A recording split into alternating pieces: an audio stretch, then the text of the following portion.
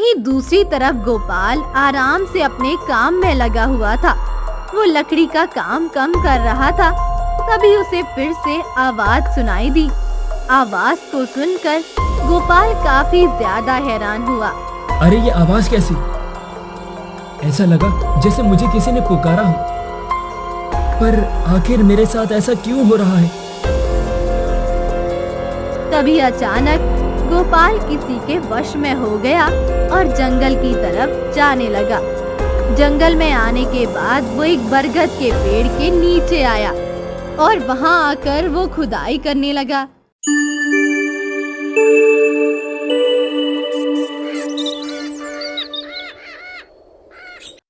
एक गोपाल नाम का आदमी जंगल के रास्ते चलता हुआ आ रहा था। धूप बहुत तेज थी, जिस वजह से वो धूप से बचता हुआ आ रहा था। अरे धूप कितनी ज्यादा पड़ रही है। लगता है इस बार गर्मी बहुत भयंकर पड़ेगी। जल्दी से गांव पहुंच जाता हूँ। तभी अचानक उसे किसी की आवाज सुनाई दी, जिससे गोपाल इधर उधर देखने लगा। अरे ये आवाज कैसी थी? ऐसा लगा जैसे किसी ने मुझे बुलाया हो। गोपाल को वहाँ कोई नहीं दिखाई दिया और वो अपने घर आ गया। घर आने पर उसकी पत्नी ने कहा, आपसे कितनी बार कहा है, जल्दी आ जाया कीजिए, जल्दी आ जाया कीजिए। दोपहर को आने की क्या जरूरत है, कितनी धूप हो गई। हाँ सही कह रही हो, आज तो बहुत तेज धूप थी। जल्दी से ठंडा ठंडा पानी पिला दो, आराम मिल जाए। हाँ हाँ अभी लेकर आती हूँ ठंडा ठंडा पानी। ये कहकर शांति ठंडा पानी लाई और गोपाल को दे दिया। इसके बाद गोपाल ने कहा, मैं गांव में घूम कर आता हूँ। कितने दिनों से गांव में घूमने नहीं गया। अजी शाम को चली जाना, अभी जाने की क्या जरूरत है, देख नहीं रहे धूप कितनी तेज है। हाँ हाँ ठीक है। इसके बाद वो आराम करने लगा। वहीं दूसरी तरह गांव में गर्मी की वजह से सभी काफी परेशान हो रहे थे। अरे भैया, लगता है इस बार तो धूप मार कर रहेगी। हाँ हाँ सही कह रहे हो, इस बार धूप बहुत तेज पड़ रही है। पता नहीं किस कारण ऐसा हो रहा है। ऐसा लग रहा है जैसे इस बार सूर्य देव अपनी पूरी आग बरसाएंगे। वहीं दूसरी तरफ शाम हुई। गोपाल घूमने के लिए गांव में निकला। तभी उसकी नजर एक पेड़ के नीचे बैठे कुछ लोगों पर गई और वो भी वहीं जाकर बैठ गया। अरे भैया, आप लोग यहाँ पर क्यों बैठे हो? अरे इतनी गर्मी में क्या करें, वैसे भी हमारे यहाँ कूलर पंखा तो है नहीं, क्योंकि गांव में भला कहाँ से ये चीजें आएंगी। हाँ सही कह रहे हैं आप। शहर में तभी लोगों के पास कूलर पंखे होते हैं, वो लोग आराम से गर्मियाँ काट लेते होंगे। अरे भैया, जब गर्मी ज्यादा पड़ती है तो शहर के कूलर पंखे भी फेल हो जाते हैं। अभी वो लोग बात कर ही रहे थे, तभी वहाँ पर गांव का मुखिया आया और बोला, अरे तुम लोगों ने यहाँ पर कैसे पंचायत लगा रखी है? आइए आइए मुखिया जी, कुछ नहीं, बस गर्मी के बारे में बात हो रही है।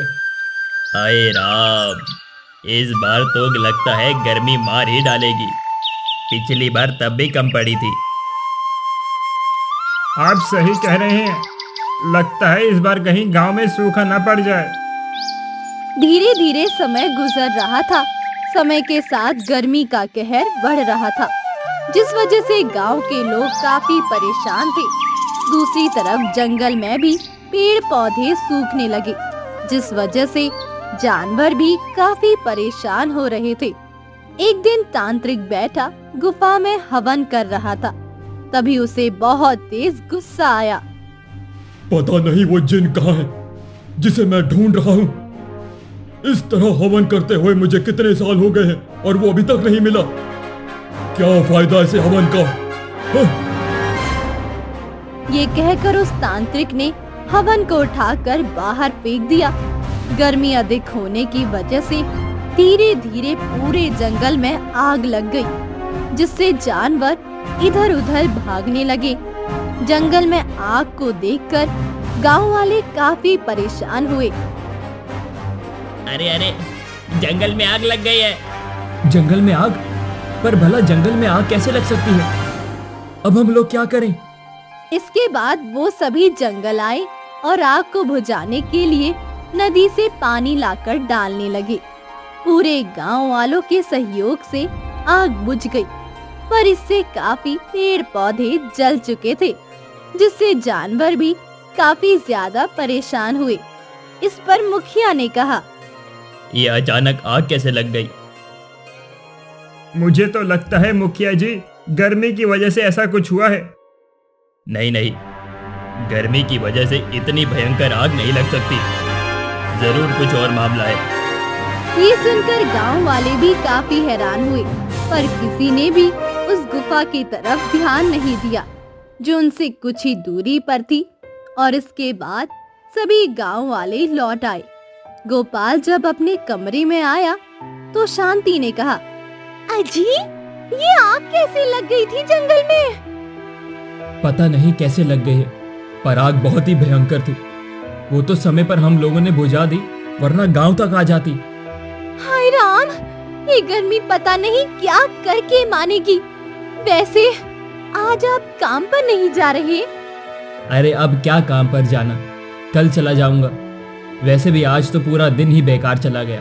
ये कहकर गोपाल चारपाई पर लेट गया और उसकी आंख लग गई। तभी उसे ऐसा लगा जैसे किसी ने उसे पुकारा हो, जिससे गोपाल अचानक उठा और इधर उधर देखने लगा। उसे इस तरह हैरान देखकर शांति ने कहा, क्या हुआ? आप इस तरह हैरानी से इधर उधर क्या देख रहे हैं? क्या तुमने मुझे अभी पुकारा? नहीं नहीं, मैं भला आपको क्यों पुकारूंगी? अच्छा, पर मुझे ऐसा लगा जैसे किसी ने मुझे पुकारा हो। लगता है आपको थकान हो गई है, इसी वजह से आप आराम कर लीजिए। ये सुनकर गोपाल थोड़ा हैरान हुआ और फिर लेट गया। आज उसके साथ ये दूसरी बार हुआ। उसे कुछ समझ नहीं आ रहा था कि आखिर ये सब क्या हो रहा है, और उसने अपने आप से कहा, ऐसा तो पहले एक जंगल में भी हुआ था।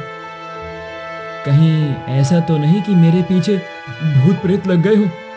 नहीं नहीं, मेरे पीछे भूत प्रेत नहीं लग सकते, क्योंकि मैं तो भगवान का बहुत बड़ा भक्त हूँ। इसके बाद आराम से वो सो गया। अभी वो सो ही रहा था, तभी अचानक उसे ऐसा लगा कि वो एक जंगल में पहुंच गया। जंगल पहुंचने पर एक जगह उसे एक चिराग दिखाई दिया, जिसे देखकर वो काफी खुश हुआ और उठाकर उसने जैसे ही चिराग को घिसा तो उसमें से एक जिन निकला। जैसे ही जिन निकलता है, गोपाल की आंखें खुल गई।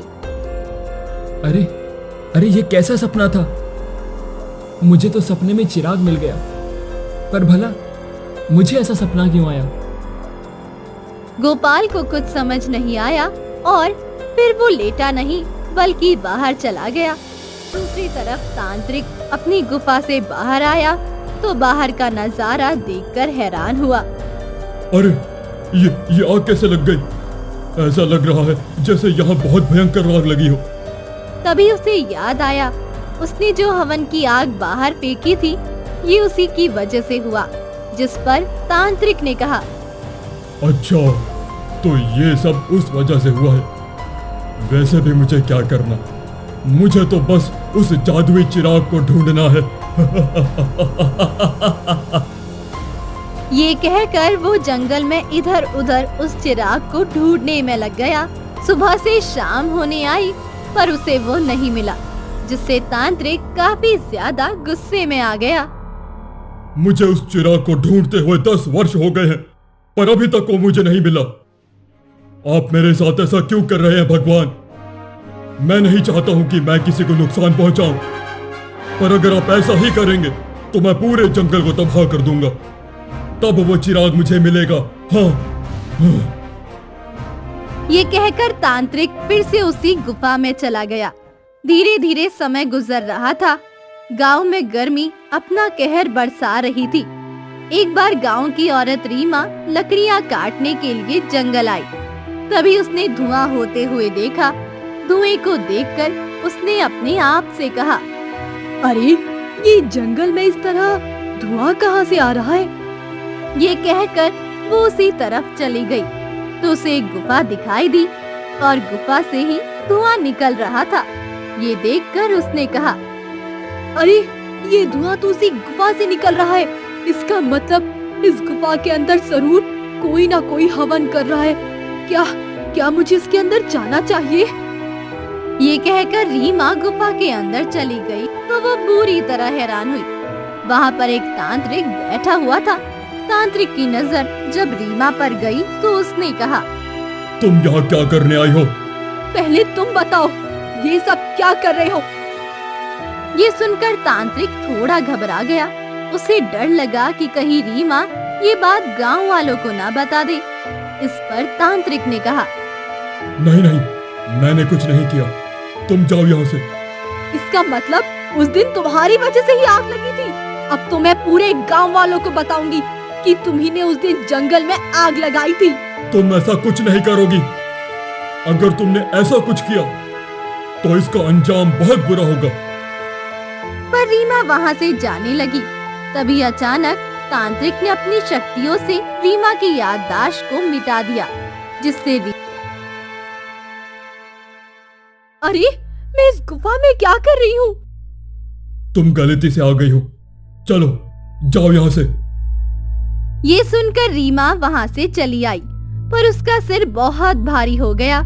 जंगल से लकड़ियाँ लाने के बाद जैसे ही वो घर आई तो उसे खून की उल्टियाँ होने लगी, जिसे देखकर उसका पति राजन काफी ज्यादा परेशान हुआ। अरे ये तुम्हें खून की उल्टियाँ कैसे हो रही हैं? जंगल में गई थी, तभी से मुझे अजीब सा लग रहा है। ये सुनकर राजन काफी परेशान हुआ। उसने इस बारे में मुखिया को बताया। मुखिया को जब पता लगा जंगल जाने से रीमा को खून की उल्टियाँ हो रही है तो वो भी काफी ज्यादा परेशान हुआ। आखिर ऐसा कैसे हो सकता है राजन? मुझे नहीं पता, मेरी पत्नी ने जो मुझे बताया वही मैं आपको बता रहा हूँ। मुखिया जी, तुम चिंता मत करो, मैं अपने आदमियों को भेजकर पता लगवाऊंगा आखिर जंगल में ऐसा क्या है, क्योंकि उस दिन अचानक आग का लगना और आज अचानक तुम्हारी पत्नी खून की उल्टियां कर रही है। कुछ गड़बड़ है। वहीं दूसरी तरफ गोपाल आराम से अपने काम में लगा हुआ था। वो लकड़ी का काम कम कर रहा था। तभी उसे फिर से आवाज सुनाई दी। आवाज को सुनकर गोपाल काफी ज्यादा हैरान हुआ। अरे ये आवाज कैसी? ऐसा लगा जैसे मुझे किसी ने पुकारा हो, पर आखिर मेरे साथ ऐसा क्यों हो रहा है? तभी अचानक गोपाल किसी के वश में हो गया और जंगल की तरफ जाने लगा। जंगल में आने के बाद वो एक बरगद के पेड़ के नीचे आया और वहां आकर वो खुदाई करने लगा। जैसे ही उसने खुदाई की तो उसे एक चिराग मिल गया। वो एकदम होश में आ गया। चिराग को देखकर वो एकदम हैरान हुआ। अरे मैं जंगल में कैसे आ गया? और ये मेरे हाथ में चिराग, ये चिराग, आखिर ये सब क्या हो रहा है?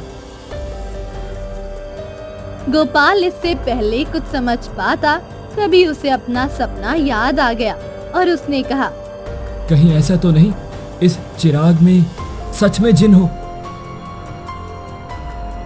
यही सोचकर उसने चिराग को घिसा तो उसमें से एक जिन निकला। जिन को देखकर गोपाल काफी हैरान हुआ। अरे तुम तो सच में जिन हो। हाँ हाँ, मैं जिन ही हूँ और मैंने ही तुम्हें यहाँ बुलाया है। इसका मतलब तुम ही मुझे आवाज दे रहे थे?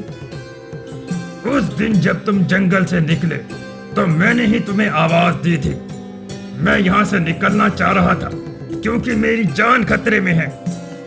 मैं कुछ समझा नहीं। तुम्हारी जान खतरे में कैसे है? तुम तो जिन हो। नहीं, मेरे पीछे एक तांत्रिक पड़ा हुआ है जो इसी जंगल में गुफा में रहता है। जो मुझे पाने के लिए हवन कर रहा है। अच्छा, तो इसका मतलब कहीं ऐसा तो नहीं उस तांत्रिक की वजह से जंगल में आग लगी हो? अभी तक जो कुछ भी हो रहा है वो तांत्रिक ही कर रहा है। गांव में गर्मी भी इसी वजह से बढ़ गई है, क्योंकि तांत्रिक रोजाना हवन कर रहा है, जिस वजह से वातावरण गर्म हो रहा है। तो क्या हम लोग कुछ नहीं कर सकते? वो तांत्रिक बहुत शक्तिशाली है। उसे मारने के लिए तुम्हें एक त्रिशूल लाना पड़ेगा। क्या त्रिशूल? पर वो त्रिशूल है कहाँ? वो त्रिशूल यहाँ से दूर काली पहाड़ी पर है। अगर तुम वो त्रिशूल ले आए तो वो तांत्रिक मर जाएगा और सारी समस्या का हल हो जाएगा। ये सब सुनकर गोपाल काफी ज्यादा हैरान हुआ, क्योंकि उसे तो इस बारे में कुछ पता ही नहीं था, और उसने कहा, क्या मुझे थोड़ा समय मिल सकता है इन सारी बातों को सोचने के लिए? हाँ हाँ, क्यों नहीं, पर तुम मेरे बारे में किसी को बताना नहीं, क्योंकि तुम्हें तो पता ही है। हाँ हाँ, मुझे पता है, पर अब तुम कहाँ पर रहोगे? तुम मेरी चिंता मत करो, मैं इसी चिराग में वापस जा रहा हूँ। तुम मुझे अपने साथ ले जाओ। ये कहकर जिन उसी चिराग में वापस चला गया और गोपाल उस चिराग को अपने साथ घर ले आया और घर में लाकर छिपा दिया। शांति ने जब उसे इतना परेशान देखा तो कहा, आप इतने परेशान क्यों लग रहे हैं? और आप तो काम पर गए थे, तो फिर इस तरह अचानक घर पर? गोपाल को कुछ समझ नहीं आ रहा था वो अपनी पत्नी को बताए या नहीं, पर उसे अपनी पत्नी पर भरोसा था और उसने कहा, गया तो काम पर ही था, पर मुझे एक जिन ने अपने वश में करके बुला लिया। क्या? जिन? ये आप क्या कह रही हैं? मैं सच कह रहा हूँ। ये कहकर गोपाल ने उसे चिराग दिखाया और सारी बात बताई, जिसे सुनकर वो काफी ज्यादा परेशान हो गई। तो अब आप क्या करेंगे? क्या उस त्रिशूल को लेने जाएंगे? अगर इस गर्मी के कहर से बचना है तो मुझे उस त्रिशूल को लाना ही पड़ेगा, क्योंकि ये सब वो तांत्रिक कर रहा है और मैं नहीं चाहता हूँ इससे किसी को भी परेशानी हो। तो आप ये बात मुखिया को क्यों नहीं बता देते? नहीं नहीं, चिराग को देकर अच्छे अच्छों की नीयत बिगड़ जाती है, इसलिए मैं नहीं चाहता हूँ कि मुखिया जी चिराग को पाना चाहे। मैं ये काम स्वयं करूंगा, बस तुम ये बात किसी को मत बताना। ठीक है, मैं ये बात किसी को नहीं बताऊंगी। इसके बाद गोपाल उसी त्रिशूल को लेने के लिए चला गया और शांति ने चिराग को संभाल कर रख दिया, जिससे वो किसी को भी दिखाई ना दे। वहीं दूसरी तरफ मुखिया के आदमी जंगल में आए। जंगल में आने के बाद उन्हें वही गुफा दिखाई दी, जिसे देखकर एक आदमी ने कहा, अरे ये तो एक गुफा है और इसमें से धुआं निकल रहा है, मुझे इसी के अंदर जाना चाहिए। ये कहकर वो गुफा के अंदर गया तो वहाँ पर वही तांत्रिक था। आदमी को देखकर तांत्रिक ने कहा, तुम लोग यहाँ पर क्या कर रहे हो? अच्छा, तो तुम ही ये सब कर रहे हो? ये कहकर आदमी ने तांत्रिक को पकड़ लिया, पर तांत्रिक बहुत ही शक्तिशाली था। वहीं गोपाल काली पहाड़ी पर त्रिशूल लेने पहुंच गया। पहाड़ी पर आने के बाद उसे अजीब सा डर लगने लगा। आ तो गया हूँ यहाँ पर वो त्रिशूल कहाँ है? मैंने तो जिनसे पूरी बात ही नहीं की। अब क्या करूँ? गोपाल डरते हुए धीरे धीरे आगे बढ़ रहा था। तभी अचानक उसे एक गुफा दिखाई दी। गुफा को देखकर गोपाल ने कहा, कहीं ऐसा तो नहीं इसी गुफा में त्रिशूल हो? मुझे जल्दी से उस त्रिशूल को लाकर वापस जाना है। ये कहकर गोपाल उसी गुफा के तरफ चला गया। गुफा में काफी अंधेरा था। तभी उसे तेज रोशनी दिखाई दी और उसने जब वहाँ देखा तो वही त्रिशूल था। त्रिशूल को देखकर वो बहुत खुश हुआ। अरे यहाँ पर तो त्रिशूल है, जल्दी से त्रिशूल ले लेता हूँ। आज तो बच गया। अगर थोड़ी देर हो गई होती तो मैं भी इसी गुफा में दबकर मर जाता। ये तांत्रिक तो बहुत ही शक्तिशाली है। अब हम क्या करें? अब तुम सभी मारे जाओगे। मैं किसी को नुकसान नहीं पहुंचाना चाहता, पर लगता है तुम लोग इस तरह नहीं मानोगे। ये कहकर तांत्रिक ने अपनी शक्ति का इस्तेमाल करना चाहा, पर तभी वहाँ गोपाल त्रिशूल लेकर आ गया और बोला, छोड़ दो उन्हें, वरना मुझसे बुरा कोई नहीं होगा। गोपाल को देखकर तांत्रिक काफी ज्यादा हैरान हुआ और बोला, तुम कौन हो? और जब उसने त्रिशूल को देखा तो बुरी तरह घबरा गया। ये त्रिशूल तुम्हारे हाथ में क्या कर रहा है? ये त्रिशूल नहीं, बल्कि तुम्हारा अंत है ये। अब तुम नहीं बचोगे। इसका मतलब तुम्हें वो जिन मिल चुका है, क्योंकि उस जिन को ही मेरी मौत का रहस्य पता था। मैं तुम्हें नहीं छोड़ूंगा।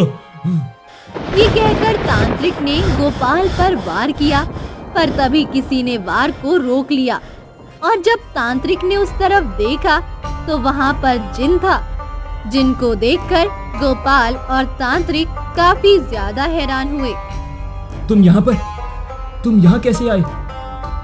तभी वहाँ पर शांति और मुखिया भी आ गया और शांति ने कहा, इसे मैंने आजाद किया है क्योंकि मुझे पता लग गया है आप मुसीबत में हैं।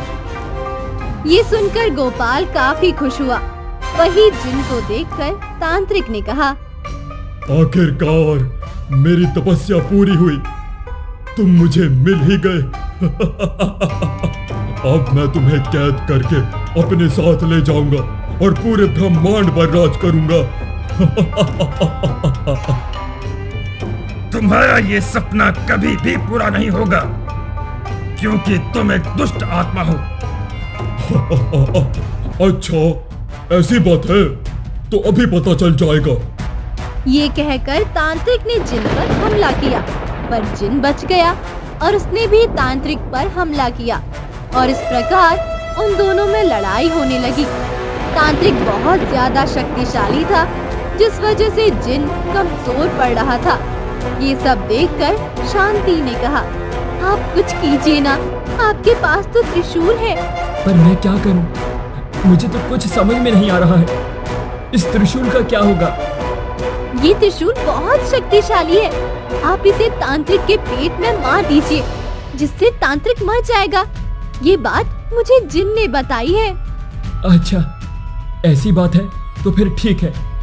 और उसने त्रिशूल को फेंककर तांत्रिक के पेट में मार दिया, जिससे तांत्रिक जोर जोर से चिल्लाने लगा। नहीं, ये तूने क्या किया? मैं तुझे छोड़ूंगा नहीं।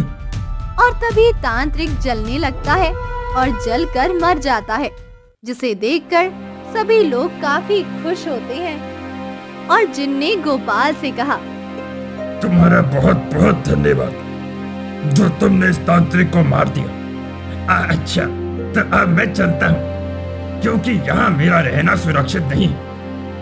और वैसे भी अब मौसम ठीक हो चुका है, अब ज्यादा गर्मी नहीं पड़ेगी।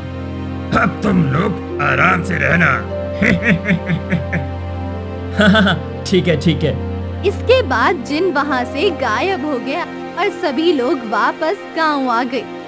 और अब सभी लोग बहुत ही खुश थे, क्योंकि गर्मी का कहर कम हो गया था। वहीं जब गोपाल और शांति घर आए तो वो हैरान थे, क्योंकि उनके घर पर बहुत सारा सोना चांदी था, जिसे देखकर गोपाल ने कहा, इतना सारा सोना चांदी कहाँ से आ गया?